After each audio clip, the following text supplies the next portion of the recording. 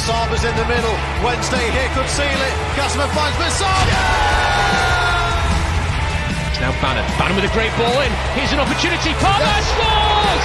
Liam Palmer has scored for Sheffield Wednesday.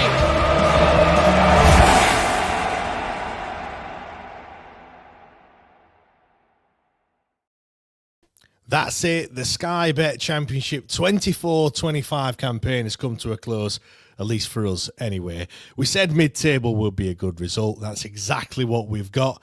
But I think it's fair to say that the league position doesn't quite tell the whole story, if we're being honest. Hello and welcome to the Wednesday Till I Die podcast. I'm James Mappin. Alongside me this week, no, it's not Matt Johnson. He has been given a rare weekend off, although he has passed a late medical. But unfortunately for him, he has had to settle for a spot on the bench this weekend. Replacing him this week, you'll have seen and heard this guy before. The balls are out being his famous catchphrase. I've spent all of next season's funds to bring him in. It's none other than Mr. Dom Howson. Dom, how's it going, mate? You all good? I was doing really well until that intro, James. You just couldn't help yourself but get that in. You didn't even warn me that you were going to throw that grenade in. The balls are out. It makes me smile every time I see that tweet pop up, and it does on a regular basis. I would love to say that I feel the same, but it doesn't actually. There's a little part of me that every time I see it pop up, I then think, "Oh, what did I do?" What was it? Which game was it again? Can you remember which game it was? Do you know what? It wasn't even a match of consequence. It was in pre-season. And I think I was just preparing to watch a training session, and they put the balls out, and that's what it is. Didn't even put a picture with it. Didn't do any. I just put it out there, just thinking that no one's going to jump on that, and then four words. That was it. Yeah. The balls are out. Phone just blew up. That was it. That was the rest of the day. Nothing that that I did on the rest of that trip in Portugal. Nothing of it mattered. And no, still to this day, Lee Bowen and a few others, they just like to remind me of that, anytime I go in the press room, how's it going, Dom? And then the eternal four words quickly get mentioned. So, great stuff. Yeah, good to know that that's how people will always remember me by, yes. Yeah. Yeah. I mean, Dom, on another, no. Are you glad that you're looking at this absolute shit show from afar this time? Do you sympathise with the likes of Alex and Joe and Rob, having to report on, the payment of wages and things like that? Oh, massively. I don't miss that. I don't miss the late night statements, James. I don't miss Sheffield Wednesday sacking a manager on Christmas Eve, and then that being my Christmas Eve ruined. And then, I think, just everything that's gone on with all the off-field problems this year, I'd say it's probably been the worst. So now, honestly, I sympathise massively with Alex Miller, Joe Cran, Rob Staten, all the Radio Sheffield guys.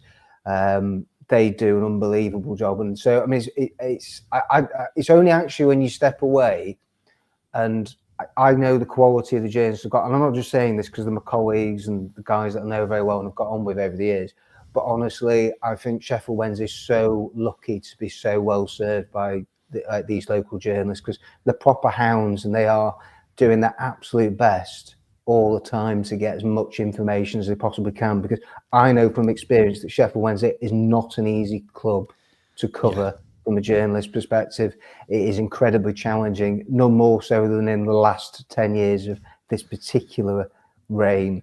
So, but I see other, I now deal with some other clubs, and I can compare then to what I experienced for 9+ years on Sheffield Wednesday, and and the journalists and what they have to put up with and deal with. And then I do marvel. I think our guys are incredibly good, and it's nice for me not having to think on the day-to-day. It's the stress that it brings to you as much as anything, because I messaged you this week, and I said to you that it's true. It just makes me really sad what has happened at Wednesday off the pitch. We should be, this whole podcast should just be dedicated, shouldn't it, to this club have gone from this time last year staying up on the final day of last season, pulling off the greatest championship escape, and to kick on and finish 12th is unbelievable. But instead, we're going to just spend a lot of this podcast, like you and Matt have done, and have covered so extensively, and you've spoken to Simon And yeah, the last couple of months, I do think it's just a bit sad, really, that's where we're at. That unfortunately, too much off the pitch stuff is dominating the agenda at Wednesday. Yeah, we spend an hour and a half on here, and I think for the past 4 weeks, I've probably spent, 20 minutes talking about the football, actually, like the football on the pitch, and the rest has just been, dominated by off the pitch stuff, really, which is mad, really, when you think about it. I mean, just touching on my kind of weekend, I feel like a proper bloke today, Dom. My for those, to add the context, my day-to-day job is a lot of pen pushing. Well, not really pen pushing anymore, is it really? It's pressing keys on a keyboard and phone calls and stuff. So yeah, went to B&Q. I bought some tools, some actual tools from B&Q. Went in the back garden, dug a hole, and then went to the pub. So I feel like a proper bloke today, Dom. I mean, how much DIY do you do it in your household, Dom? Do you just get other guys to come in and do it for you, or are you hands on? No, 100%. I am terrible. As soon as we relocated a few years ago, straight away I was like, we've got to get in contact with a handyman, haven't we? So just whenever we've got any troubles and problems at home, and the wife is not much better. So yeah, it's DIY stuff I try to avoid as much as possible because I am useless at it. But same here. I try, but yeah, not it's not the best. I've now got a big hole in the garden, so that's progress, I guess. Whether I fill it or not is another. I like the fact that you dug the hole today, and very manly doing that, and great work. And then, by the sounds of it, you then just couldn't wait to get to the pub and that's drink as soon as possible. That is right. The sun was setting. It was getting colder, and I felt that we need to go to the pub. So the kids are here this weekend. They've gone to the seaside with their grandparents. So I was making the most of it. So anyway, this episode, it's not going to be an in-depth season review, but what we are going to talk about is, going to give our kind of immediate thoughts on the season as a whole. We'll touch on a bit of Watford as well. We're going to talk about Liam Palmer as well on what was thought to be his last game, in a blue and white shirt. I know we were just talking before, but it's like getting blood from a stone in terms of finding any news about Sheffield Wednesday from the club.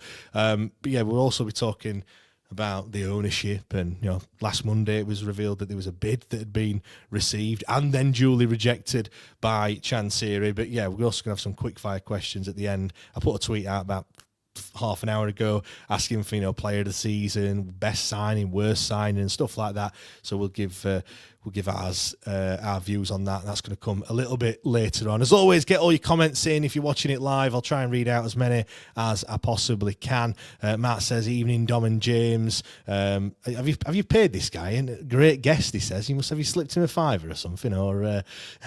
You might get a few more of those messages with a bit of luck. That's what I'm hoping for. Fingers crossed. Fingers crossed. Matt says, "Digging a hole, then going to the pub." Sounds like the beginning of a horror movie. No, I've not. I've not filled it with a wife. Not this time. Yeah, Daz has said to bury his missus.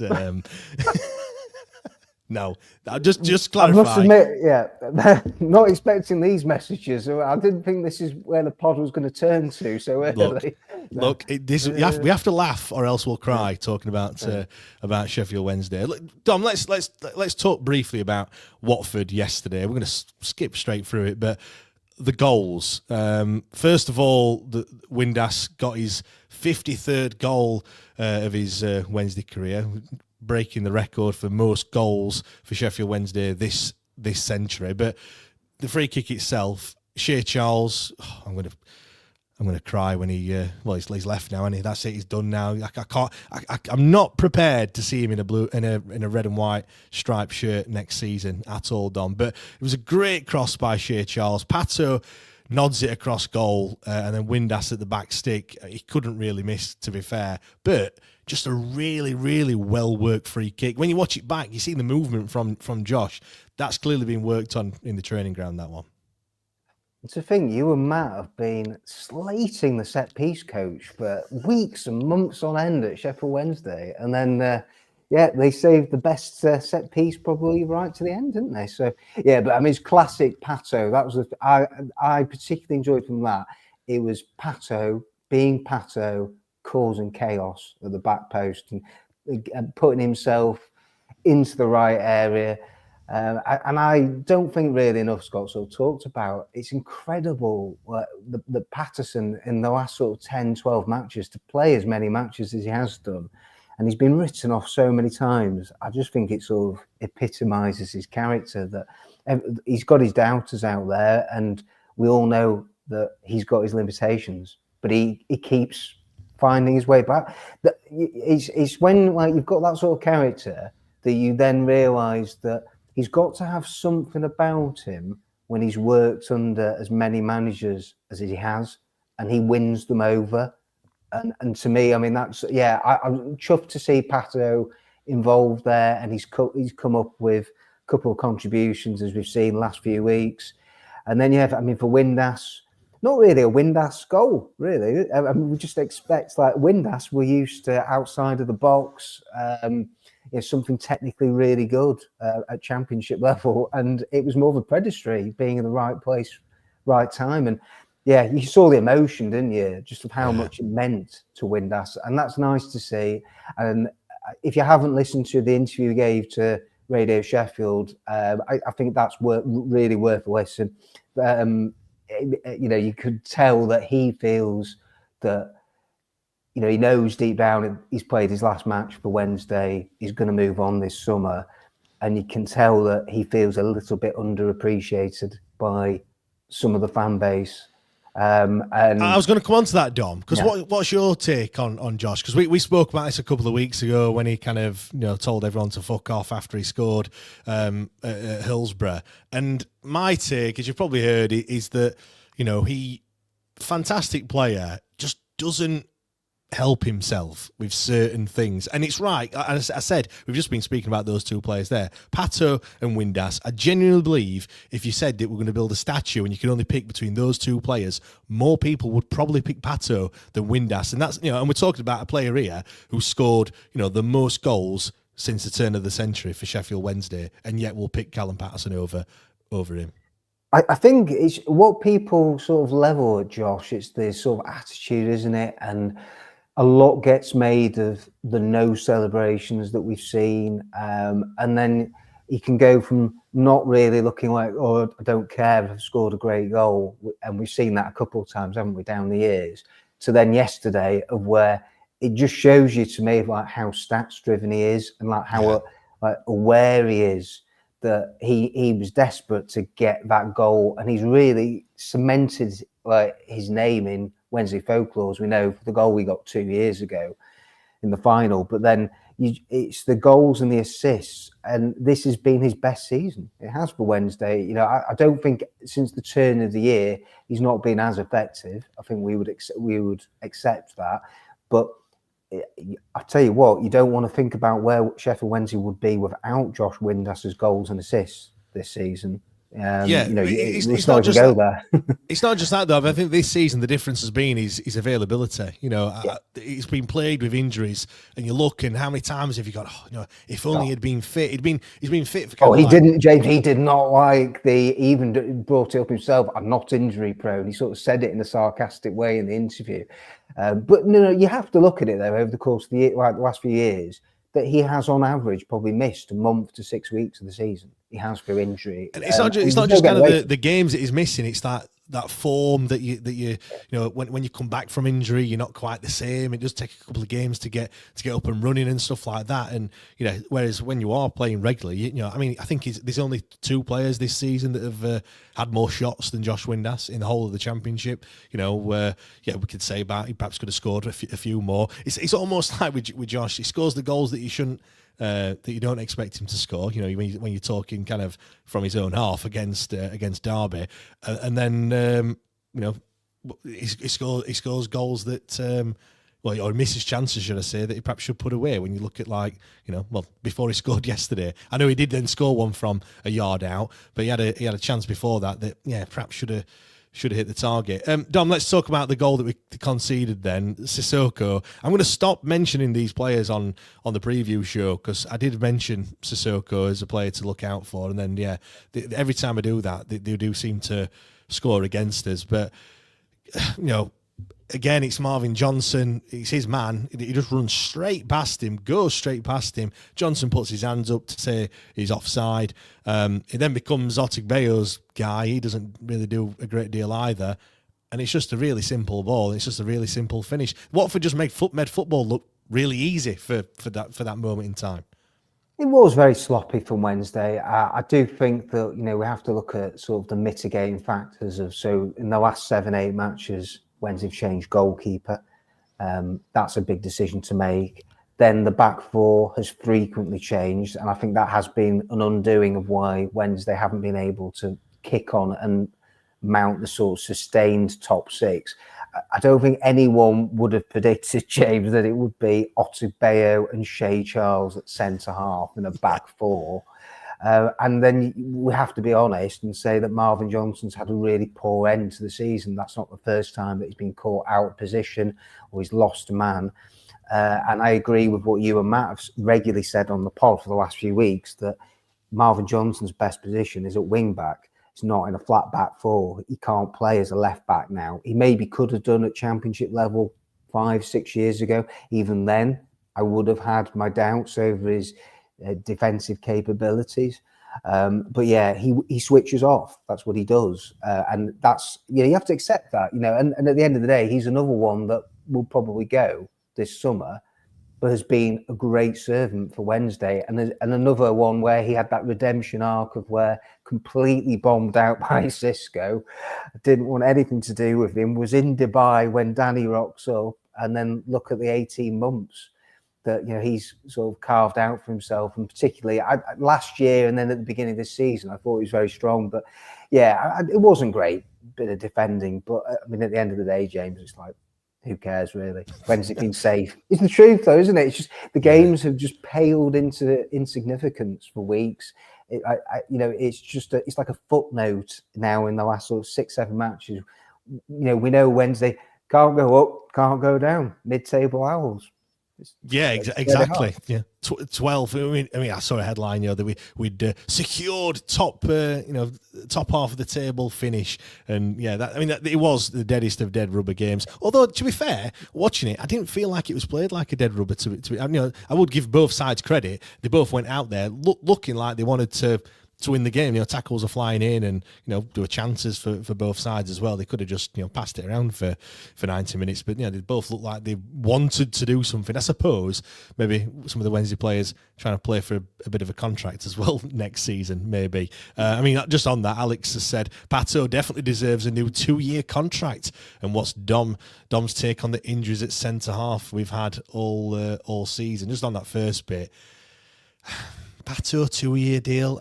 I think if he gets anything, he probably gets a 1-year deal. But I think sometimes we're going to talk about kind of how next season is going to look in a bit. But I think sometimes, I know we have a clear out every single year, but I don't know. Some of these players that have been here a while, I don't know whether we need to have a bit of a changing of the guard a little bit. I'm not too sure. I don't know.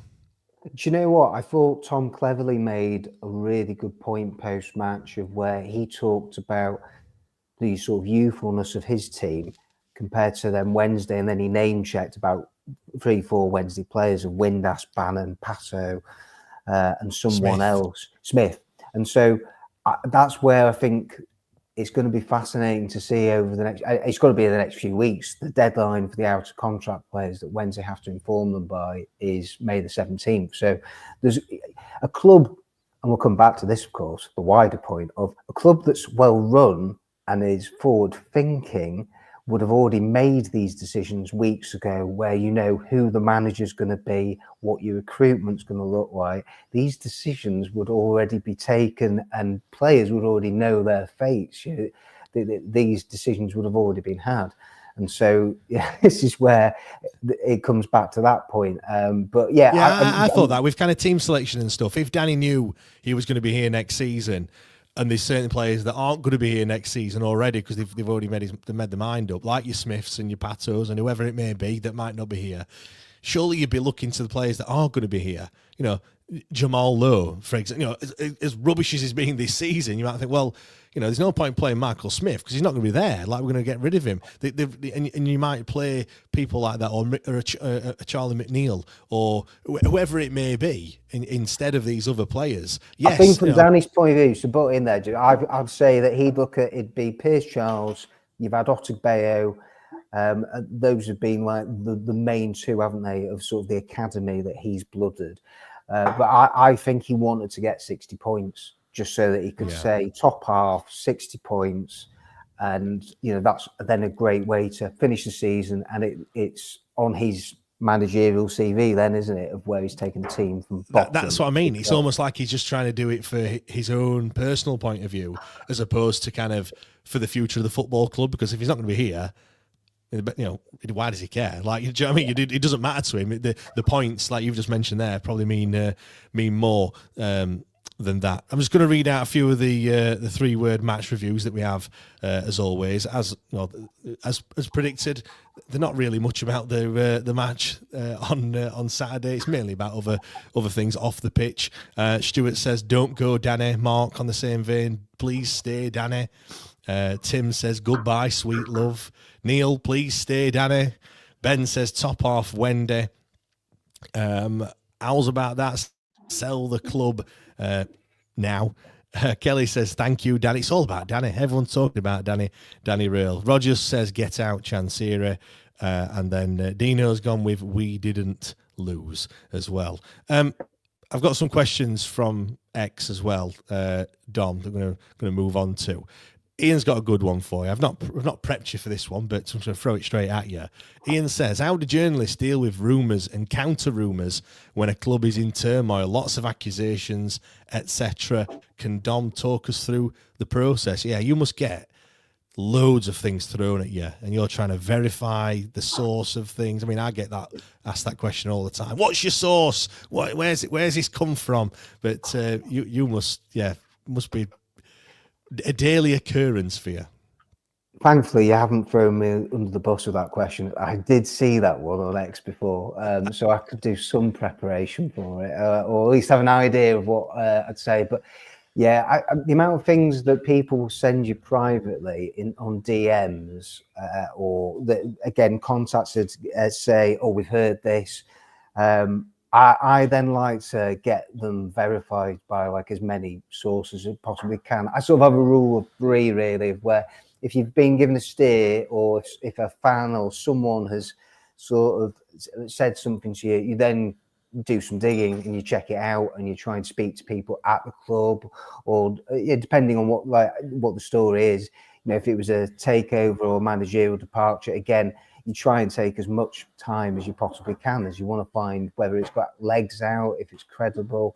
So yeah, it's one of those where sometimes you just have to sift through a lot of information and calls, and then you're hoping that your trusted sources and the people that you've made contacts with over the years, that they are leading you down the right path then, to get to the truth of the stories. But yeah, you get so many opinions and so many things thrown at you.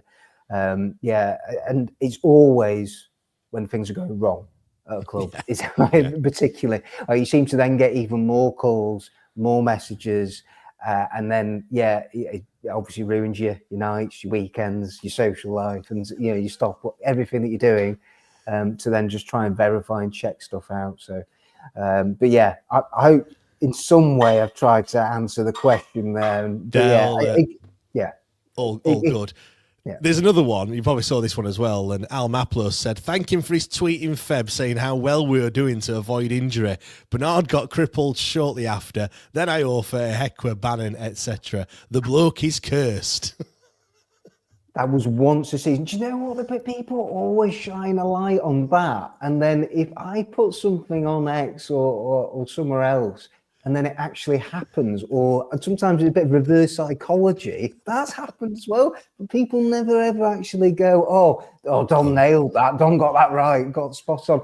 But no, I did. When you were mentioning, or someone asked before about the centre half injuries, I did immediately think back to, I remember that fateful night. It was Portsmouth, I think. It was back in October, the 2-1. Yeah, and I was watching it at home, and no, at that time they had 2 injuries, and actually, I still stand by the point. If you look across the course of the season, James, okay, yes, they've been unfortunate with Firmino, Iorfa, and then Bernard at the end, but if you take away the centre-halves, in every other area, they haven't had loads of injuries. Honestly, compared to so many clubs in Championship, across the EFL. Well, you're quite close with Huddersfield, aren't you, at the moment? And they have been absolutely, decimated their squad, hasn't it, to be fair, this season? Yeah. 50, honestly, it's been over, I think, 30 injuries they've had this season. So players have had multiple injuries. But no, I think Wednesday under Danny, I'd say that's one of the biggest improvements of the way that he's managed the squad for injury prevention and the recovery side of it. I think that's where you have to take hat off to Wednesday, where they've been unfortunate. I mean, the Bernard one was a freak, unlucky injury. Was it West Brom away? Yeah. And then for Maywo, you could say was the same again at Portsmouth. So, but if you take them out, I mean, most of the big key players of Wednesday, from Shea Charles, Bannon, Windass, others, they've been fit. They've played most of this season. And that's where, credit to the medical team and everybody behind the scenes at Wednesday that we've bemoaned for years. You guys on the pod, and I've said the same, of where, last year it was ridiculous, the amount of injuries Wednesday have had. For me, it's the ones that you get in training, Dom. You know, when they're just not, all of a sudden they're not available, and they've picked up an injury in training. They're the ones that frustrate me. Kind of ones that you pick up in game. Yeah, it happens. You know, studs get caught in the grass, or you twist the knee, or it's a bad tackle, or whatever. They're just kind of freak injuries. But those that happen in training, where it's just run of the mill stuff. They're the ones that do frustrate me. Now, let's move on to kind of the season as a whole then, Dom. I mean, we are going to be doing a bit more in-depth season review, looking a bit more detail with myself and Matt. But I just kind of want to look at the season as a whole, as the dust is kind of, I suppose the dust hasn't really settled. It was only yesterday when the last game was played. But just kind of want your thoughts on how it's gone this season. I mean, we finished 12th. Like I said at the top, a lot of people, including myself, asked for kind of a mid-table boring season. I don't think it has been boring, but it certainly is mid-table. But would you deem this season a success or a failure if you got asked that question? A missed opportunity in some senses when you think after the back-to-back wins in March and then going into the last Steel City derby, I genuinely thought that Wednesday they were in with a shout, and if they'd beaten United, and then the momentum that they would have carried forward from the international break, and I think Danny thought the same, and I think the players were talking the same, especially after the win that they got at Norwich, the manner that they thought they could knock on the door. But I think reality set in, hasn't it, James? I just feel as if that. With the quality of players that Wednesday have got at the disposal, they've punched above the weight. And so to talking about if everything hadn't kicked off as much as it has done, particularly since the new year, then we would be hailing Danny Röhl and we would be praising these players for him extracting, I think, pretty much everything out of them as he possibly can. And we've seen with some of the players, I think that they have improved and they've developed under Danny. But it's funny though, you can also flip it and go, so Wednesday finished, I think, 20th last year with 53 points. So they're only 5 points better off, but then they finished in the top half this year. So I don't know what that tells you maybe about the standard of the league too. That's why you said it earlier, a missed opportunity. And I think we said it at the start of the season that I don't think there's that much quality in this league this time around. And it is a chance for us to actually do something this season. But we started off, as good as what you'd have expected, really. And then, it's just that January transfer window that just derailed everything in terms of, I know obviously people are going to cite Danny and Southampton coming in for him, and then he seems to have down tools somewhat and everything else. But that aside, it is just, there was an opportunity there in January to bring some reinforcements in. We didn't have Akin for Maywo. We needed a centre-back. I know Deshaun Bernard, lo and behold, the day after the game after the window shuts, he picks up that injury. Can't really do a great deal about that, but we needed a goal scorer, we needed a centre back, and we signed a winger and a left back, and a central midfielder, which is just it's just mad, really. I did put a poll out. 73% of people would have said that this season has been a success. Now, I will have to caveat that with there was a lot of people also saying on the pitch has been a success in terms of its progress, and we've moved higher up the table, based on where we were last season. But off the pitch, it's been an absolute car crash. Evie says on the pitch success, off the pitch failure. Mark says I think it's been a success. We did what was mentioned most mid-table, then build on that, but we did only half the job. Now we need to. Now next season is going to be back to a relegation scrap. Mud Random has put a success despite all the failures. Yeah, I do agree with that. When you look at the season, Dom, with all the things that have been going off the pitch, not paying players, Chansiri just being himself and being what looks like really awkward to deal with, to get a tune out of the players like Danny has done and kind of cut through all the noise to a certain extent. I know it seems to have got to him, in recent weeks and months, but to get us into mid-table, I suppose you have to kind of applaud that, really, don't you? You do, and I think going back to recruitment, it is important that I think we are balanced on this. That I do think that Danny was backed last summer. 11 players came in, and I'm pretty sure you guys have talked about, actually, on the whole, the signings, there'd probably be more misses than hits. It's Beadle, Shea Charles, and Max Lowe are the three that I look at from this season who. Jan Valery, I think you put him in that bracket. He's been all right. Yeah, I'd say Jan Valery for me. When I watch him again, I think there's a good player there, and I can see why he's played in the Premier League. But he's another who is a bit similar to Marvin Johnson, of where for every good assist there's also been moments where he's also made a mistake in a build up to the goal or defensive error, and I feel like. I mean, he's definitely someone for me worth persevering with, and I think could be a good signing for the next few years for Wednesday. But no, where this season was won and lost, it was January. It was, and everybody was saying the same, that Wednesday show some ambition, sign 3-4 players of quality to upgrade the starting 11, not players that you can rotate in and out for the busy championship periods of Saturday, Tuesday of similar quality. Players that can come in, make an impact. When they signed Sissoko, I was excited. I thought, from what we've seen, but again, look at what he's done. He's delivered nothing. Desperately disappointing.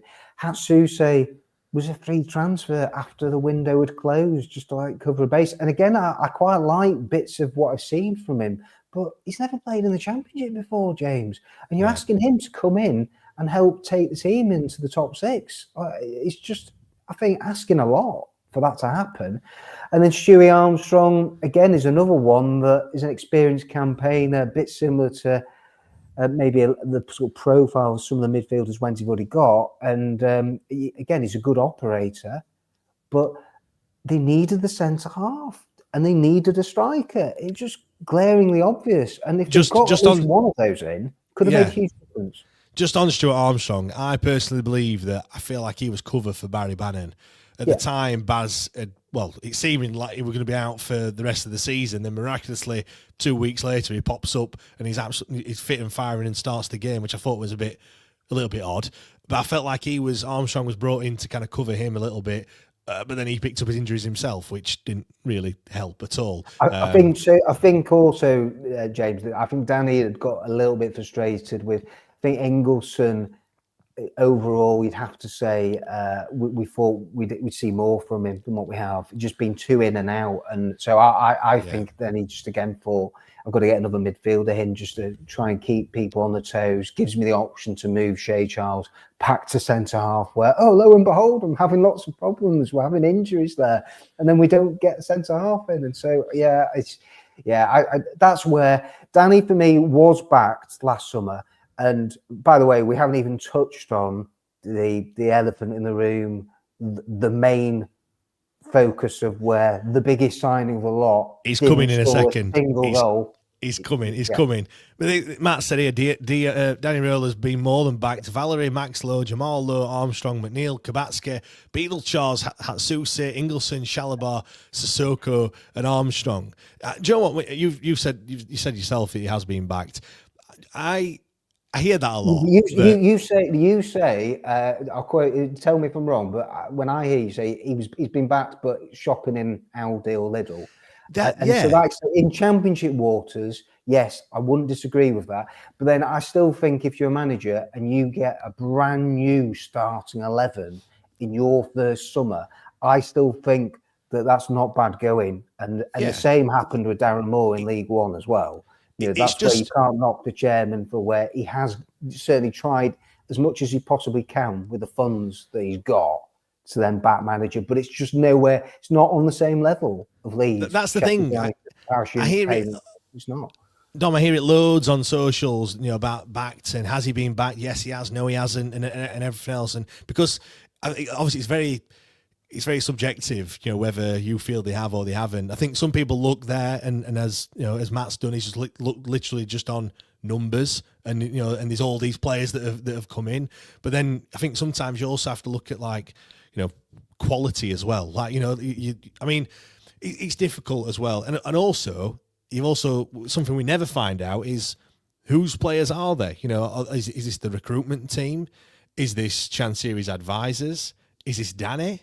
Do you know what I mean? Or is it a mix of all three? And you never know. When a player comes in, they don't go, "Yep, our Paxau signed me," or they don't come in and say, "Oh, I'm Beadle's signing." You never know that. You just kind of make assumptions, and I think sometimes I will say, I think on the recruitment, I think actually I'll give him his due, say Chansiri. I do think he's quite transparent there, where he has consistently always said the final say on any signing is the manager.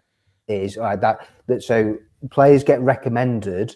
And then the manager puts the strongest case forward, and so if a football club is working on the same page, then the manager will be working very closely with the head of recruitment, the scouts, the data and science team, everything, and then you identify players, and then you'll have the shortlist. You will have where this is ideally who I want from my first page, and then this is what in reality you can get with the budget we have. This is what you have to work with. And I wonder, I'll put it out there, I wonder if the chairman was sort of put off spending big in January by the fact that there was no return from Keke Ugbo and $2.5 million. And you know what? Yeah, I think you're probably right. And this is where lies the problem with Dejphon Chansiri. He shouldn't be involved in those decisions, in my opinion. That should be the director of football that's making those shots. But he does sign the checks, though, James. No, I think I know there were a lot of stories about he's so emotional. He's so emotional with every decision that he makes. He's like, no, but I'm only speculating on that. That's just my opinion of where I think on that particular one with Ugbo. No, but I think you're right as well. It could have been a factor. I'm not saying it definitely is. But then he mentions Jordan Rhodes at every opportunity, Dom. That hurt him so much. So you're probably bang right with what you're saying. He did say, Jordan Rhodes was the one, wasn't it, where he didn't want Jordan Rhodes. He said, I bought in for the fans. That's what he said. Yeah, we've heard that every single year. Every fans forum, we hear that same. But unfortunately, that £8 million that was coughed up for Jordan Rhodes spread across 4 years, that is still to this very day hurting this football club of his transfer outlays like that. And I will say this, that I don't think actually when it comes to the wider picture of where Wednesday have gone wrong and have got themselves in this particular situation, I don't think it does get stressed enough. And I know it was brought up on an engagement panel and you see the notes, but Wednesday don't trade as a football club. No. They have had opportunities to sell players, and it's not just Forestieri. I know the chairman said that in the engagement panel. It's not. It's Kieran Westwood. It's Tom Lees. They've had players in their prime over the years. Barry Bannon. Bannon's even talked about there's been bids for him over the years. And those sales, potential sales of players, you then can reinvest back into the football club. So you don't get into the financial situation where it's cash flow problems and the chairman's got difficulties getting his funds and his money from Thailand to then, keep the cost, the club afloat and running and everything, so like that's where for me this football club has been so short-sighted for 10 years and have got themselves in the mess that they have.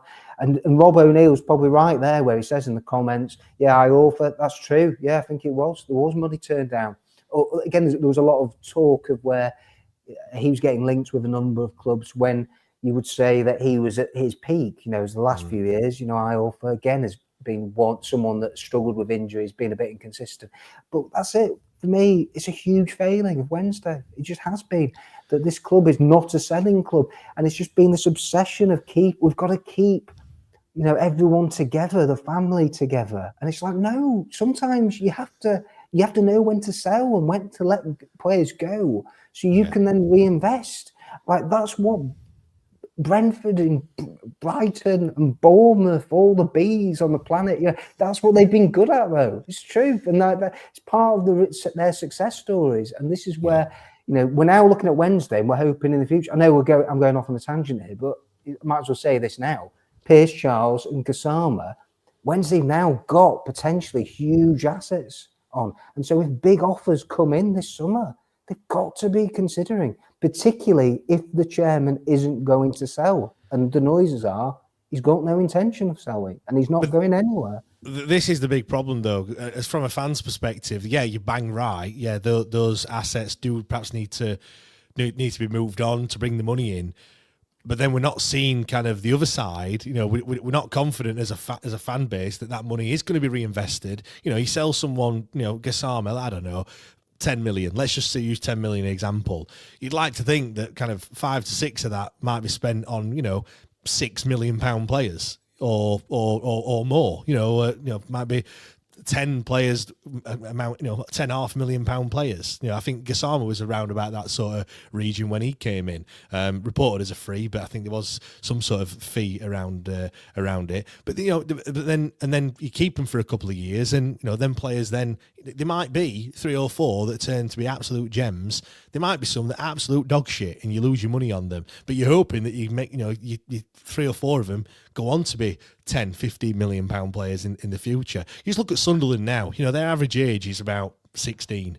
No exaggeration. Really, really young squad. But they've got some, Chris Rigg is obviously the one that really stands out. And we haven't got anywhere near that, because they're not really coming through the academy. Maybe, Will Granger, although I've heard that he's off when he's, at the end of the season. Cadamartri and Keelan Cadamartri as well, who's really lighting it up at the moment. But they're very few and far between at the moment. We haven't got a conveyor belt of young kids coming through. Anyway, you mentioned it earlier, Keke Ugbo. How much of a disappointment has that been? Because he hit that purple patch last season. I've no complaints about signing him in the summer whatsoever. Maybe a little bit on the time that he came in. He was here last season. Why did it take, until the start of the season for it to actually bring him in? I have no idea. But we all wanted him. He's come in and he's just been so frustrating this season. Yeah, and bereft of confidence, and assuming there's going to be a new manager this summer, one of their biggest tasks straight away is they've got to build up and get Ugbo firing. They have to. He's going nowhere. He's on a long-term contract. So Wednesday have got to, whoever the next manager is, and we're all assuming that Danny is going. And let's face it, the last 2 matches look like the longest of goodbyes at Hillsborough and then also at Vicarage Road yesterday. It's all pointing, unfortunately, to it's the end. And so Wednesday have to now start looking to the future, and Ugbo has to be a big part of that. And so Wednesday have to find a way to get the best out of him. And we saw it on the loan spell, and then that's what persuaded Danny to get the band back together and sign him on a permanent. And I feel for him. For a striker to go a whole year, and I feel like the price tag has weighed heavy on him. And he misses the penalty, he misses that sitter at home to Norwich, and I just feel like it's just been an accumulation, hasn't it, for him, of just where everything that could go wrong has gone wrong for Keke. And you know what, as a fan base, we've wanted him to score. It has got to a bit parody. Everyone's wanting him to score. I just imagine what the reaction's going to be like next year, where I've got no doubt he will score. He's got to score at some point, and then he'd probably be a streaky player. Then I could see him scoring 6 and 7 again, or 8 or whatever. I could see it happening. So yeah, I hope that next year things turn around for him. I really do, because again, listening to him when he has been interviewed in his time at Wednesday, he seems like a really nice person and one of those that you root for and want to do well. And I feel like he'd be a typical striker where once he gets the monkey off his back, it will lift his all-round game, and then he'd just perform generally better for not just himself but the team. And so I think it just would be huge for Wednesday. But yeah, I mean, I just can't believe it. If you told me that Michael Smith would score the goals he has done and do as well as he has performed this year, and then Keke Ugbo would walk away without a single championship goal, I mean, it's just crazy. If I said to you at the start of the season that Gabe Ottugbeyo would finish with more goals than Keke Ugbo, you'd think that I'm on a different planet. But that's happened. He's got 2 to Keke Ugbo's none, which is mental. Paul Valentin, even he scored more goals than Keke Ugbo this season. It's an absolute mystery as to what's happened. I think you're right. Confidence is a massive part of it. I think, in hindsight, you look at it and you go, should we have given him that penalty or not? I mean, I still believe that we should have, because had he scored it, well, it could be on 5 or 6 at this point. I really do think that, as it happens, I think that probably even just hammered another nail into the coffin of his kind of confidence woes, really. Dom, I've got a great question here from Alex Miller. He says, question for Mr. House. And press box colleagues he'd most like to get stuck on a desert island with and the least, plus reasons why. Thanks. I knew Miller would be turning in. Well, straight away, absolutely not you. I've shared a room with Alex Miller, and I can confirm that the man is grim and has got serious issues. Who would I mean, I've got to say the godfather of Sheffield football to Nick and Alex Miller, it would have to be Alan Biggs. Alan Biggs, the stories he's got, and just a great bloke. So, I'll say Alan, and then at least want to... it's probably between Alex Miller and Rob Staten, I would say. Yeah, Rob would just go on and on, probably about Seahawks for ages, and I just have to get some earplugs in, or just be wishing to get off the desert island as long as possible. So thanks for that, Miller. There we go. Just then, before we kind of move on and talk about Liam Palmer, I mentioned Shea Charles earlier, that I'm not mentally prepared for him wearing a red and white Southampton shirt next season. I know a few people have said he might go. He's not going on to bigger and better things. I was about to make that point. Yeah, I was about to make that point. That might happen. It could, but I think, I mean, maybe he might think that. I mean, I suppose the next step up, playing for Southampton aside, and regularly playing for Southampton as well, that's, tipped to obviously do well next season, although, Matt said that Luton had finished top this season, and look how that one happened. But anyway, I think Southampton's a little bit different. How do we go about replacing Shea Charles? Because at the moment, a lot of people said he's the best player that we've had since we came out of the Prem, which is a big claim to make, and I don't think people are too far wrong with that. He is a fantastic footballer. He's held us together, in that defensive midfielder role, and now it's playing at centre back as well, which hasn't really put a foot wrong. But that's big boots to fill. We've got Shalabar at the moment, who would be the kind of, the replacement at the moment. And it's chalk and cheese, isn't it, really, right now? I think, really, Wednesday need 2 players. I think you need 2 players to replace Shea Charles. How do they go about finding someone to be the perfect foil for Barry Bannon? That's it. And I'm very hopeful that Barry's going to stay, the relationship he's got. And so, if Bannon's contract's up at the end of the season, and we're led to believe he is, then I would hope that Bannon will stay. And he's certainly got another year or 2 for me. But then this is it. You've got to have legs around Baz to get the best out of him. And I still want to see Baz's best work done at the top end of the pitch. And so they've got to find somebody that is a defensive midfielder, but who can also get up and down the pitch. And then, I'm sorry, I'm saying it again, depending on who the next manager is, it then depends on what way they want to go in, and will they have as fluid a system as what Danny's had, of where we've seen Shea drop back into centre half at times and then play in central midfield. So it's just so hard. Yeah, he's definitely, since he dropped out of the Premier League, we're in the top three. I still, for me personally, covering the club, Forestieri in his first year was magical. He just did things that only Baz could come close to doing. For me, on the ball, sensational. And yeah, I mean, the loan market's going to be important, isn't it? It's just fact, isn't it? I mean, with everything you look at right now off the pitch and Wednesday financially, yeah, Wednesday are going to have to use the loans really well. So hopefully they can pull out a couple of really good ones next year, as I've got a feeling they're going to need to. Yeah, exactly. Freeze and loan market. Once again, it's going to be where we're shopping, as we always do.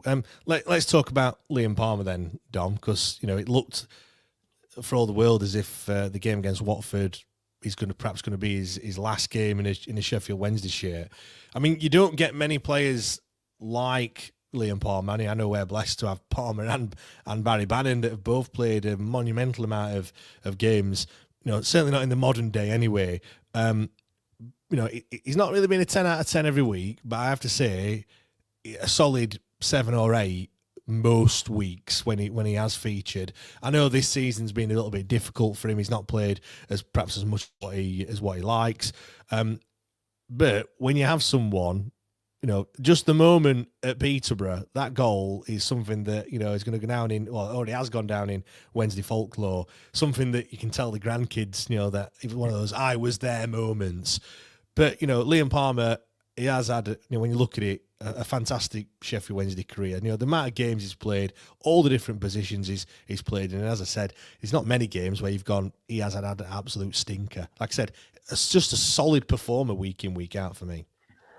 I'd like him to stay for another year or two, but it doesn't look like that's going to happen. But I think, Liam, great servant. He's played over 400 matches. Like you say, I'm so chuffed for him, having been lucky to interview him so many times over the year. Such a grounded, humble person. All the amazing work that he does in the community, that people shouldn't forget about. You're talking about one of the great ambassadors for Sheffield Wednesday. In all the times he's been at the club, he's played in virtually every position. And do you know what? I think what sort of sums him up is that when you look back to sort of the Carlos era, and Liam spoke about this last year, and I thought it was really interesting that, he didn't enjoy his time under Carvalhal, as he just couldn't get a look in. Jack Hunt was the established right back in that back four. When you picked that 11, it was Hunt, and it clearly Hunt.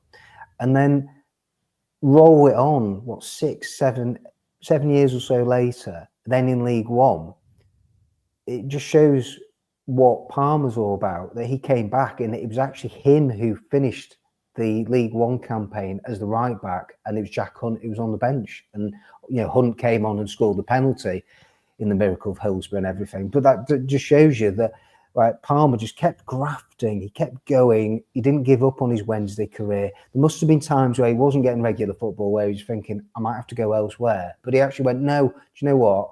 I want to stay at this club. I love this club. And I'm going to do everything to be part of the manager's plans. And overall, that's what he's managed to do. And so, yeah. Well, Rob just said it. It's not his last game, because he does have another year to run. Palmer's told. It's another issue, Rob. Well, it's another issue, isn't it, Rob? Of where that goes back to the general sort of. We don't always get the full picture of who is out of contract and who isn't. Who knows?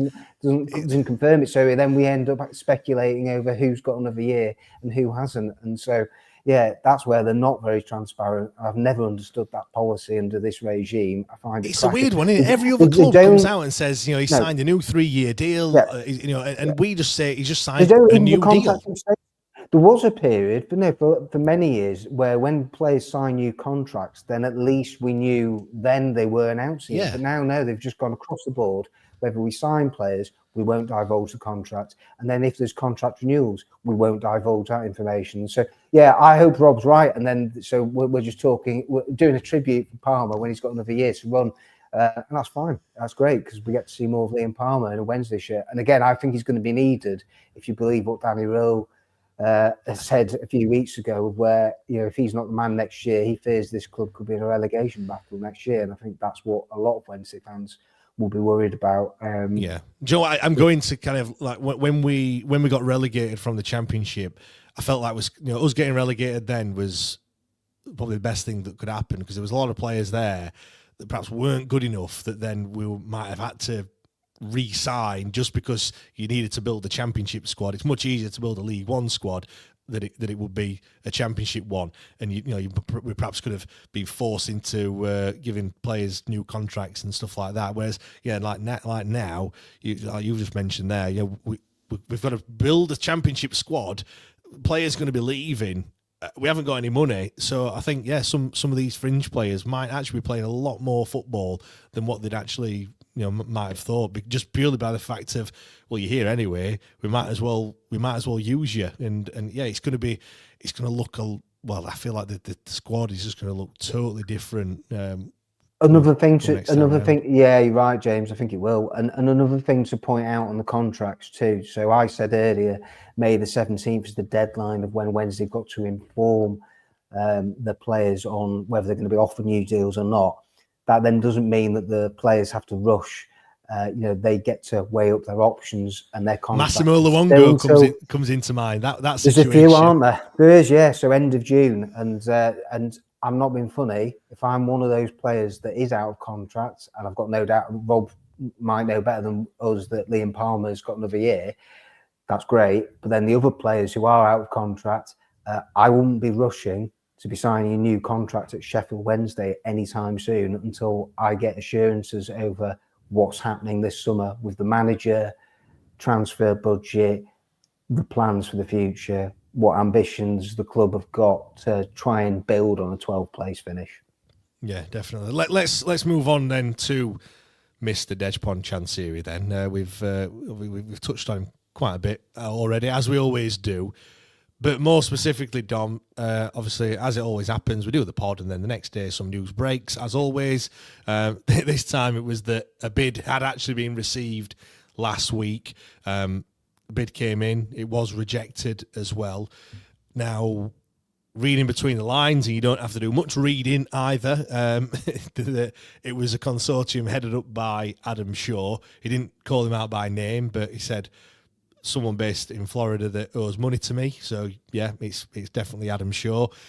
What did you make to that news? Because for me, I see it as a positive in that people are definitely interested, and the club have actually confirmed that people are definitely interested. And as people have mentioned previously, you know, once one comes in, hopefully, I know it's not been I know they've not got past the initial bid stage, no negotiations have taken place as far as we're concerned or anything like that, but hopefully that kind of paves the way for other people and kind of puts us on the, if it wasn't already on the map for available clubs or clubs that, you know, need to be sold or purchased, we're certainly on that map now.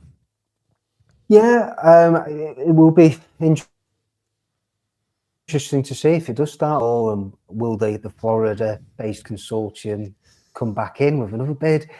I suppose, I mean, what I take from it is that, you know, the club gave the statement to Adam and Joe.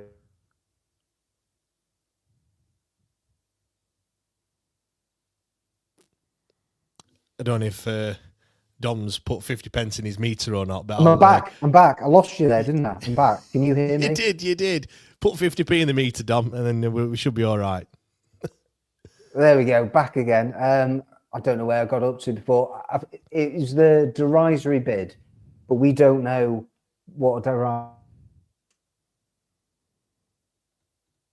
So I think it looks like Dom's having a few issues there, but I'll we don't know what the bid is. It could have been, you know, could have been anything really. I mean, obviously, we're always kept in the dark with all these things, and I think to a certain extent we do. You know, we shouldn't know everything. It's a weird situation where on one hand, as a fan, you want to know absolutely everything, but then on the other hand, really, we just want to know when it's happened and when when a bid's been accepted and someone else has taken over the club. There's a couple of people in the comments also mentioning Simon Jordan as well. Simon Jordan promoting the club can't do us any harm. That's Mark Green in the comments as well. Simon Jordan has done that a lot over the years, and I like Simon Jordan. I've got a lot of time for him. I think he talks a lot of sense, and it is. But I mean, it hasn't made any difference in the past. It might do now, as you say, that there still seems to be more talked about Wednesday with the off the pitch issues, and then the potential for, yes, there being new investors or new owner in the future.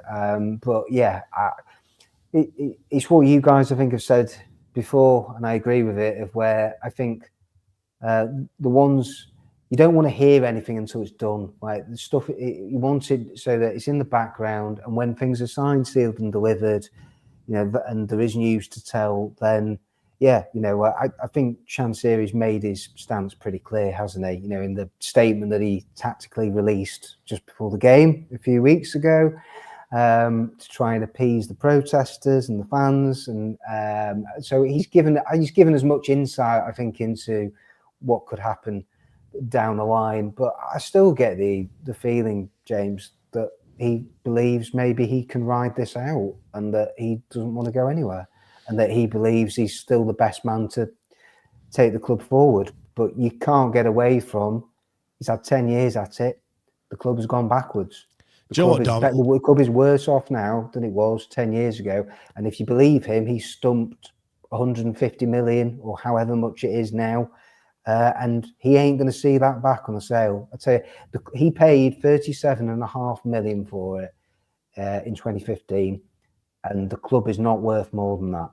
Arguably, it's worth less, as the club does not own its stadium now. So that's what I think a lot of potential buyers and people looking at Sheffield Wednesday will be going. They will be trying to get it for a cut price deal, and knowing Chansiri like I do, and knowing what he said on the subject a lot over the years, and when it comes to everything at Sheffield Wednesday, he'd drive a hard bargain. That's what I know he'd do, and as a businessman, he'll want to do that. So that's what will happen, and so it's going to be a long process.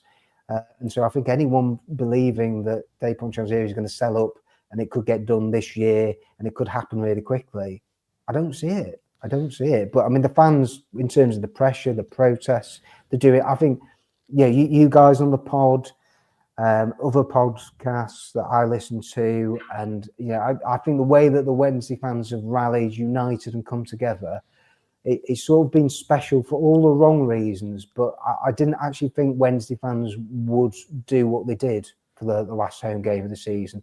But I think it's the slogan out there, enough is enough. I think you're getting the impression that it is now, with such a large proportion of the fan base, that they want change, and they're not going to rest until they get changed.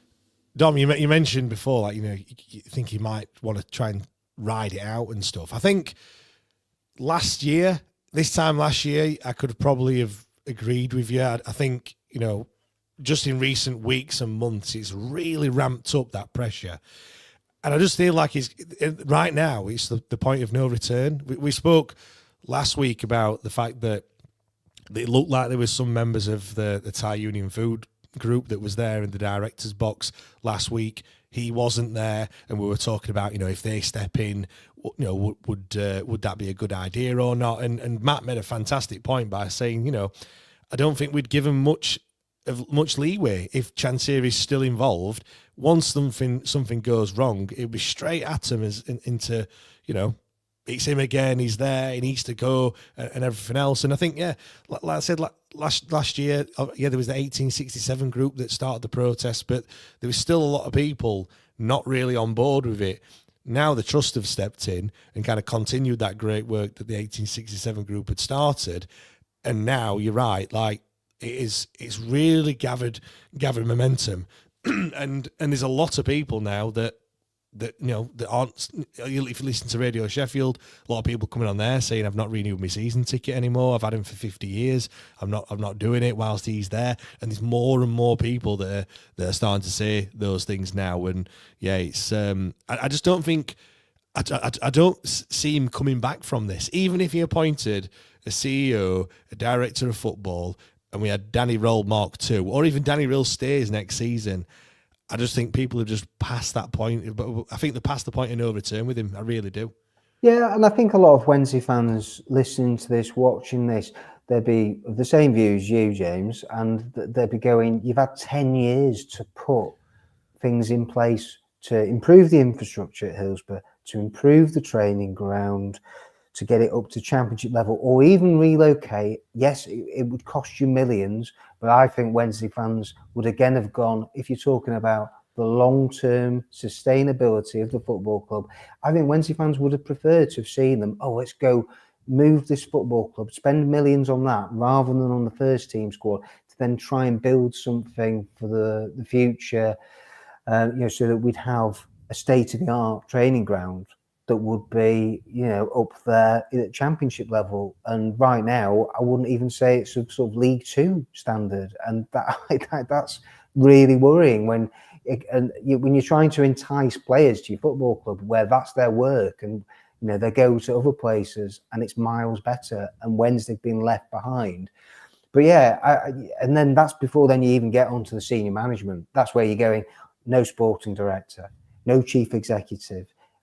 Chansiri is the only director at the football club and calls all the shots. There's no delegation, or not enough for people's liking. There's no discussion.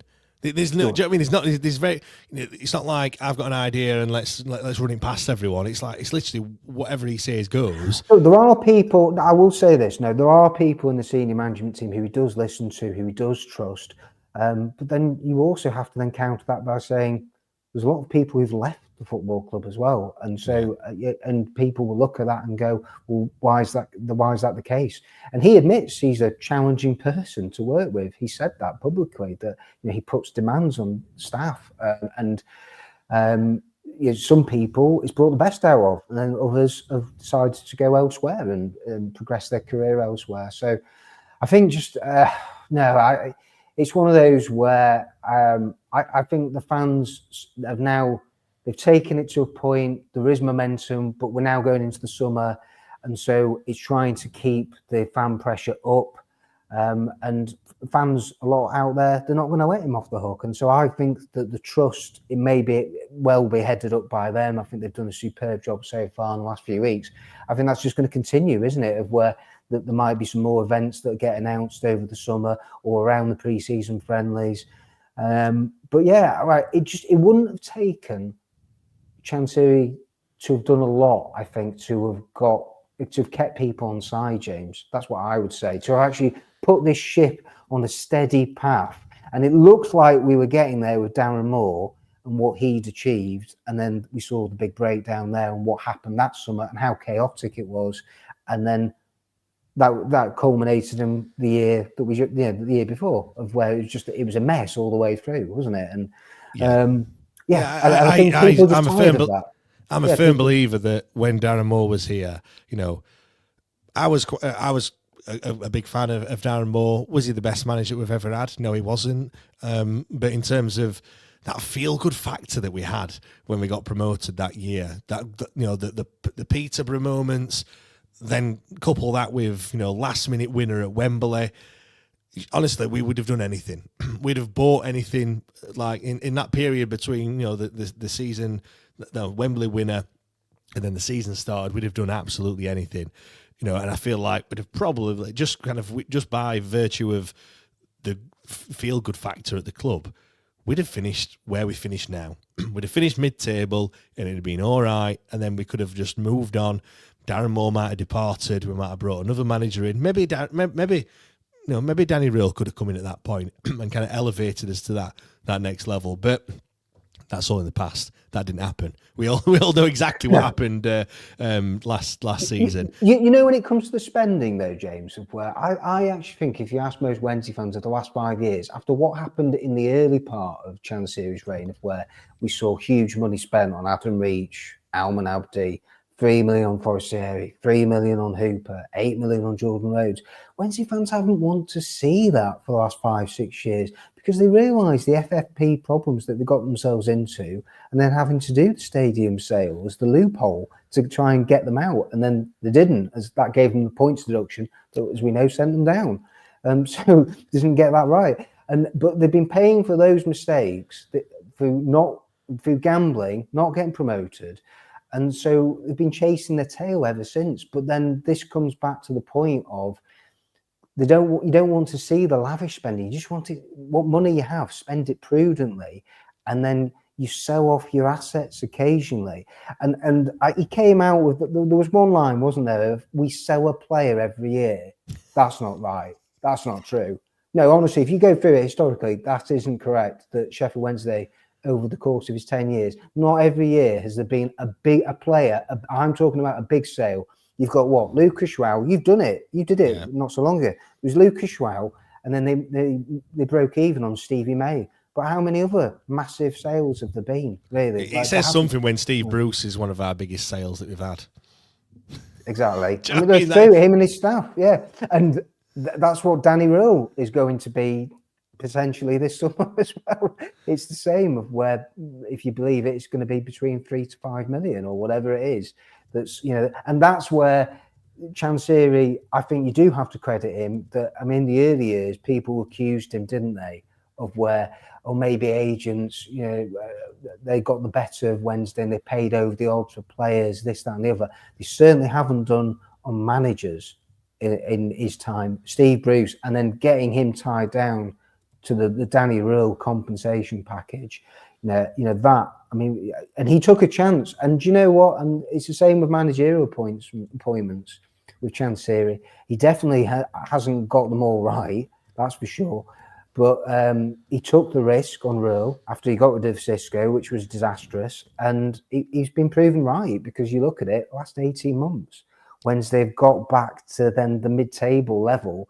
But it's about how are they going to stay here, James? And unfortunately, we're just looking at the huge squad rebuild that we talked about. There's going to need to be, again, what money's there to play with? There's just so many question marks. It's so frustrating, as you feel like there would be an opportunity here if this club had a plan.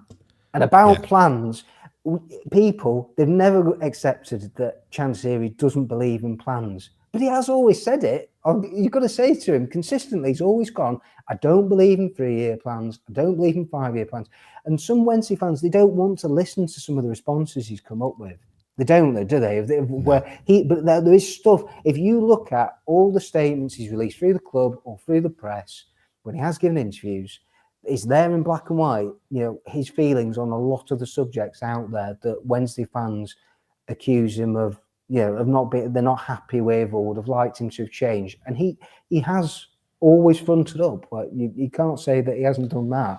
But that's no way to run a football club, Dom. You need to have a plan. You need to have a way of kind of moving forward. And the fact that they couldn't tell us in January was just a massive, huge red flag. That he could have when you talked about kind of winning fans over, he could have won a few fans over at that point by just at least telling us what's going to happen. But if he's not willing to share that, that's he's not going to win that one over. But it was all kicking off. It was all kicking off in January, though, with Danny, of course. Right. I mean, that's when we found out the breakdown in communication, and so I don't think a plan was on the agenda then, was it? As they were already thinking the marriage is about. There's going to be a separation here. It's coming to an end soon, you know. Dom, I mean, here's a question for you. Just going back to what you were saying about Wednesday fans not really wanting the signings and stuff because he's scared of breaking FFP and stuff. Like, I've just put a poll out on YouTube, so if you're watching, do get involved. I've just asked kind of, what would you rather have, big money signings or a new academy and training ground? Now, if you'd have asked that question when Chansiri came in, when your new owners do come in, you think, you want the new squad, you want all the signings, but I think you're right. Like, we've got PTSD. Like as a fan base, we're shit scared of spending any money. I remember us talking about kind of how much would you spend on Keke Ugbo. You've got those down the road spunking £10 million on Tom Cannon, who can't hear a cow's arse with a banjo, and we can't. We're struggling. We're having heart palpitations over spending £2 million. Luton spend £10 million on a centre half. And we're struggling, and we're it's a bit too much money. I don't think we should be spending that. It's mad. And I mean, the poll already, 90% of people would rather take right now a new academy and training ground, which just shows you kind of how poor the facilities are, that people would rather have something that you're never ever going to see. We're never going to see an academy or a training ground. You'll see the new players, but people would rather take that than the fancy players. Is this you, James, running the Wednesday Till I Die poll? Is this a bit similar to the infamous Sheffield Wednesday survey, of course, of last year, where we asked, they asked similar questions? It feels like we're going down this path here. It could well be. You never know.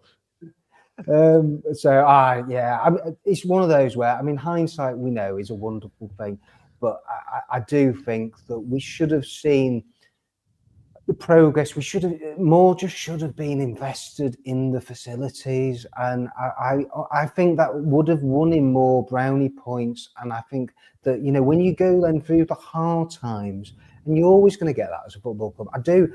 You've always got something to fall back on, haven't you? Straight away when he first bought the club, what did you do? He tore up the pitch, brand new pitch, and the scoreboard. But then, what other massive investment has there been in the stadium? The concourses, yes, they've been redone. The hospitality, some of the hospitality suites, but again, not enough though, is it? I sit on the north, Dom, and I can't wash my hands.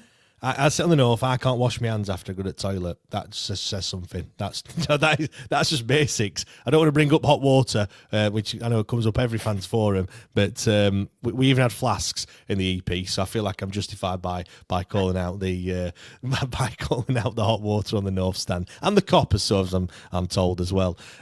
Let's move on then. I know we haven't got a load of time left. Let's do these end of season awards then. A whistle stop tour. Really, we've got, first of all, we'll alternate. I'll let you go first on this one.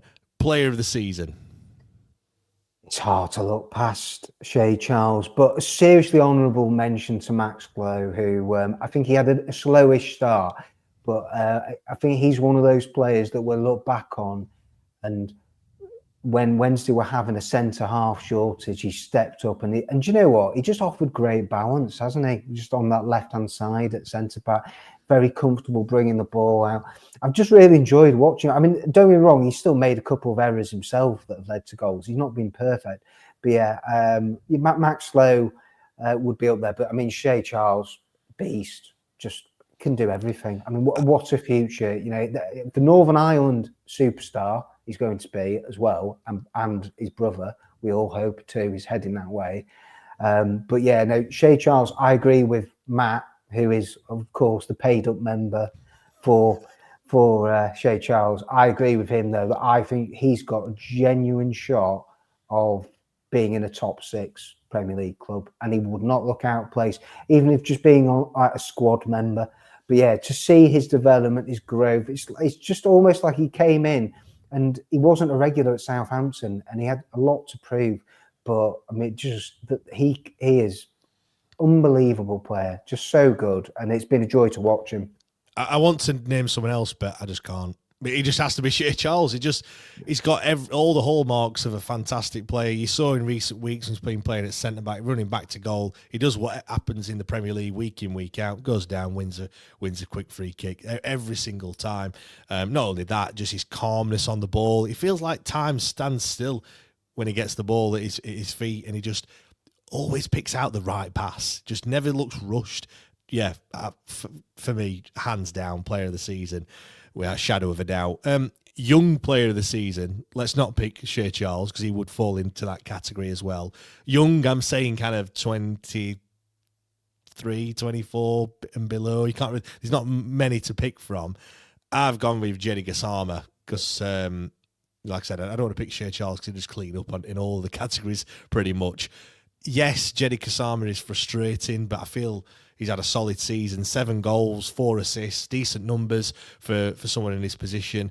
I feel like he's in terms of his strength. He's got much stronger than he was last season. He seems to bounce off of challenges, whereas other times he'd fall over. He does go to ground a little bit too early, like too easily, especially when he gets in that 18-yard box. He feels like if he just goes down, he'll win a penalty, and he never, very rarely does. But having said that, I think he's a fantastic footballer. I think Danny Röhl's brought him on immensely, and I just hope that if it's not Danny Röhl next season, whoever does come in, we can continue to see that progression, because he's a great footballer.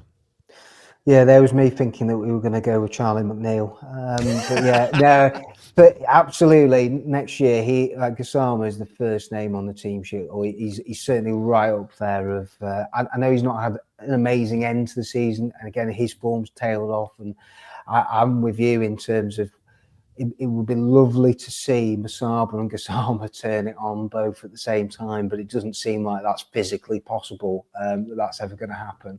And that Wednesday may have just two erratic wingers on their hands. But I think we've seen end product from Gassama, and I think that bodes well for the future. And you hope that next year, regardless of who's in charge, that again he can go on and get to another level. He's got the ability, he's got certainly the talent, and it's been great to see him add the goals this year. But I mean, next year he should be looking at double figures. Definitely, he's one of those. And I tell you, when's he going to need him? We're presuming that Windass is going. When's he need goals next year? And so Gassama is going to be one of the big sources for goals going into next year. Go on then, signing of the season, who are you going to go with, Dom? Well, I mean, we have the obvious answer. I think that this is where we were still talking about the record overall from Danny when it comes to the signings and who've been great and who've not been so good. I think that James Beadle has divided opinion, but I think that Shea Charles, we know, is out there. Then it would be Maxlow. But I think... James Beadle, we shouldn't forget his contribution. Yes, he's had some dodgy matches, but then he's also had some match-winning moments too. And I agree with what Matt says as well on the pod often. I think there is a good goalkeeper in there. And it won't surprise me that, we'll look back on this, and Wednesday fans at the moment, they're a bit split on how good he is.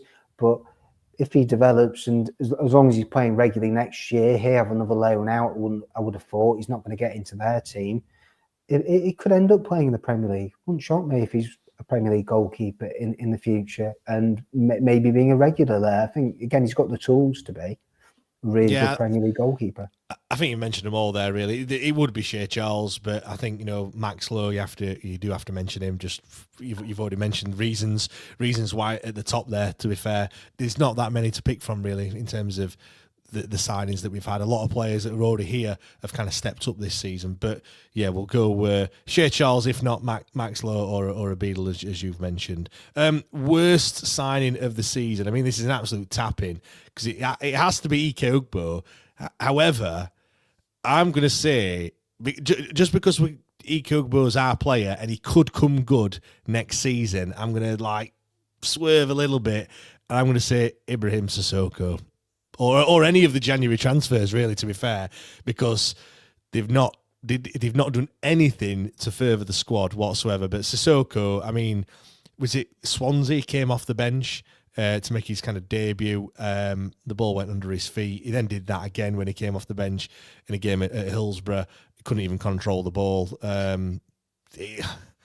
I was like you, was really excited when we signed him. I'd seen what he'd done at Plymouth. I spoke to a few Plymouth fans, and they were a bit not too enamoured by him, and they weren't that bothered that he'd come to us instead. We saw him on the opening day. He looked very exciting and lively, and like he would be a handful. But yeah, it just hasn't awful contributed anything, has he? Who would you say, Dom?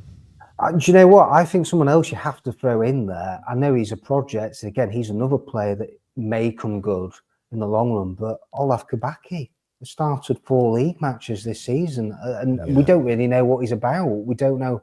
He could be really good. I hope he is.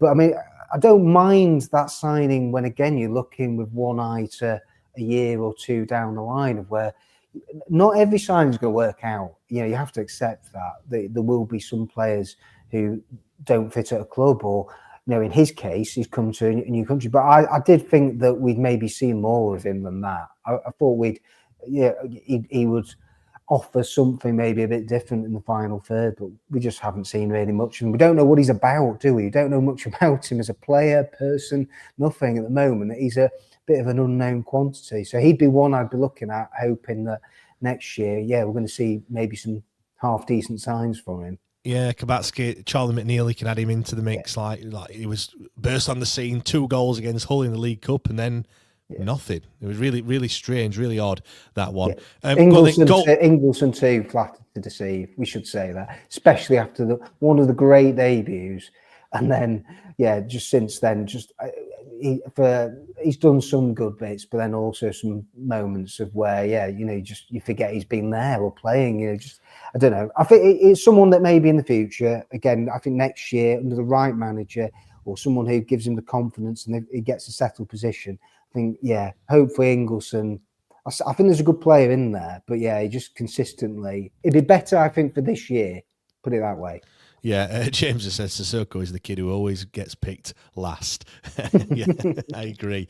Carl also said Sissoko never looked like he's played football before. Yeah, let's goal of the season then. You're first. Which one are you going to go for? Oh, I really could go with the obvious one, couldn't I? That wasn't good enough to win the award, as we all know. Did you see the goal that won it as well? Oh, just ridiculous. I'm sorry, I mean, but it's a good goal. Brilliance. Come on. How Windass didn't win it, it's just a joke. And it does make you question who really decides these things, doesn't it?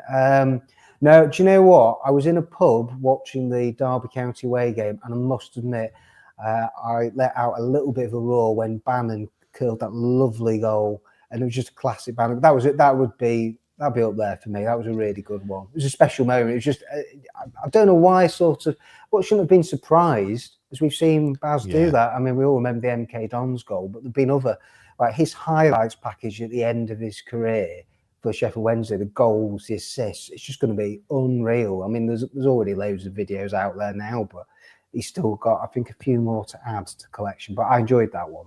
I mean, Windass against Derby. I mean, he made it look effortless as well. Kicking it for 65 yards or something ridiculous like that. Ball travelling as well. The ball's not coming towards him; it's going away from him to hit it, and then on the to clear the keeper and land in the goal. It doesn't bounce. Straight in. Like, I think we see on the half-time challenge as well, people try and kick the ball from the halfway line. Most can't even reach the goal, let alone that's from the halfway line as well, let alone do it in the way that Windass did. But another honourable mention for Smith against Portsmouth, because what a finish that was. It just went like the Windass goal, because it was from so far out. Being in the ground at the time, it's like is it going to go in? Is it going to go in? Oh, it's gone in. Whereas the Smith one was, I let out a bit of a shriek when it went in. It was like fucking hell. Like, where's that one come from? So from an element of surprise almost. I don't know, the Smith one for me. I mean, both of them goals were better than the goal that won the goal of the season for me. But yeah, there's been some absolute crackers. It almost goes back to the season when Adam Reach scored in Wildy seemingly every single week. There's been some fantastic goals to pick from. Let's move on then to the next one. Favourite moment of the season. What's you can go first again.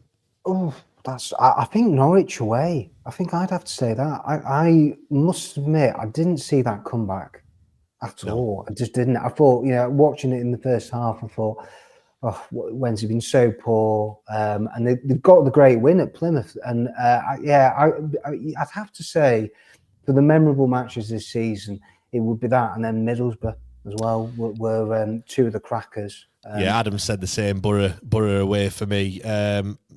Favourite moment will probably Plymouth at home, the first game of the season, because for a split second, or at least for a week anyway, I thought that we were going places. I thought, is this really the season where we just turn it on and we have some crazy charge into the top six? Obviously, that came crashing down 7 days later against Sunderland, and then another couple of days after against Leeds. But the less said about that, the better, to be fair.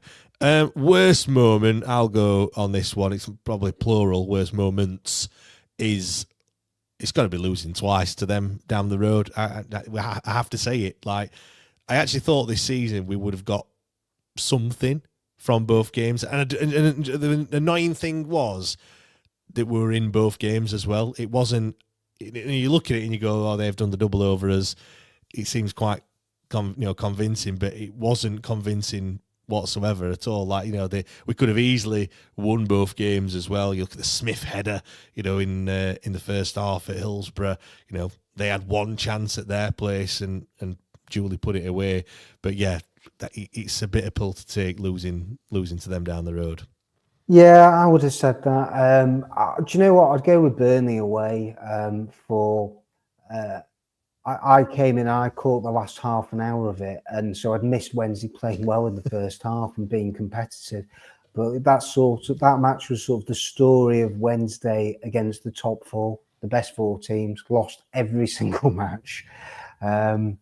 Scored the one goal, was it, I think, against Sunderland. But yeah, and in the derby, they couldn't lay a glove on United. And I think that, where they were tight and there wasn't much in it, but did you deep down feel like Wednesday were going to seize the big moment? And I didn't get that feeling ever when they played against the best teams in the league, and I feel like there was a little bit of an inferiority complex. And I do think that's where I'd have that as a criticism of the manager, where I feel like the mentality there wasn't strong enough, where the players, they didn't believe that they could go the next step. And I think maybe I would say that that's, for me, where it was disappointing. And then to just see them fall away at Burnley. But there were a few hidings. I mean, we shouldn't forget that. I mean, the Watford home match was just plain weird. And do you know what? I was really disturbed by Millwall. Was it like the sixth game in? Seeing the goals they conceded and the way that the way Wednesday fell away after in that first international break. I'm thinking, oh my goodness, this is going to be another relegation battle.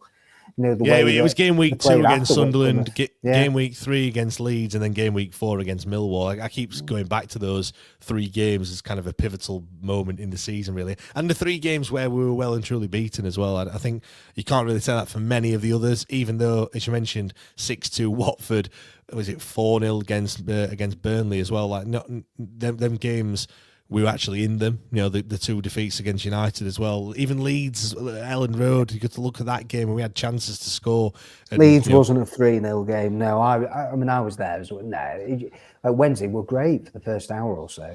Yeah, there's been a lot of matches, and it's what goes back to what you've always said throughout the season. It's some really good stuff in between the boxes, but then just at both ends. That's why Wednesday have finished where they are. That's fine. Finally then, before we wrap things up, quote of the season. I've gone with the fans forum when Chansiri came out and said, "I don't know what I'm doing wrong." That for me has to be the best quote, because how he didn't know what he's doing wrong is beyond me. But I've picked that one out. Have you got one, Dom? No, do you know what? Sorry, I should have done more research for this. Dom, you sent me these. You sent me that question. I know. I've meant to get round to looking at it. To be honest with you, I'm already thinking I'm going to do well to top that one. I think it'd be there. No, mine would have just been it would have been more of a Doom House one. I got alarm bells when I heard Danny talking about the relegation. That isn't a memorable quote. It's a memorable quote for the wrong reasons, of where I do feel as if, oh no, it could come true. Maybe he's got a point, that it could go horribly wrong next year. But I'm hoping I'm going to be proven wrong. That's why I didn't want to mention it. But yeah. Well, I'll save you grace. I've got a few on Twitter. Freddie said, "Sell your house." Obviously, that was from another Chansiri quote. Kev's gone with the same one. Danny's you could have gone with anything from the fans forum. You could. There's another one. Yeah. Do you own a business? That's another quote there. Eddie's gone with new signing year, which is when Ugbo was announced at that. That was a moment of the season. Before the season had actually probably started. I mean, it was so brilliantly staged. No, that was great. I love that. That was definitely, that's one of my highlights of the season. That Yeah, well, I don't know. Let's not announce another player in that fashion again. No. We've got one that says it's not my job to find a buyer. Matt Kilby, it's just another day at Sheffield Wednesday. That was Josh Windass that said that in a pre-match press conference as well.